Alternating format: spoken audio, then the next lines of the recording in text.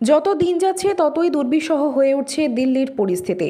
বর্তমানে সেখানকার বাতাসের একিউআই 406 পেরিয়ে যাওয়াতে তৈরি হয়েছে শ্বাসরুদ্ধকর পরিস্থিতি।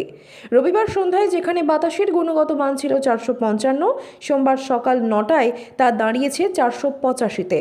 দিল্লিতে পারদপতনের সঙ্গে পাল্লা দিয়ে বাড়ছে বায়ু দূষণ। বায়ু দূষণ মোকাবিলায় দিল্লি সরকার 8 দফা বিধিনিষেধ জারি করেছে। তারপরেও দিল্লির বাসিন্দারা এবারে সবথেকে ভয়াবহ বায়ু দূষণ অনুভব করছেন।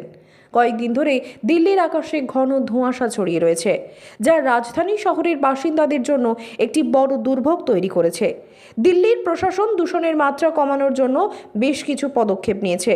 এর মধ্যে অন্যতম হল নিত্য প্রয়োজনীয় সামগ্রী বহনকারী ট্রাক ছাড়া অন্যান্য ভারী যানবাহনকে দিল্লিতে প্রবেশে নিষেধাজ্ঞা জারি করা হয়েছে। আধুনিক ইঞ্জিন বিশিষ্ট গাড়ি ছাড়া ছোট গাড়ির ক্ষেত্রেও প্রবেশে নিষেধাজ্ঞা রয়েছে।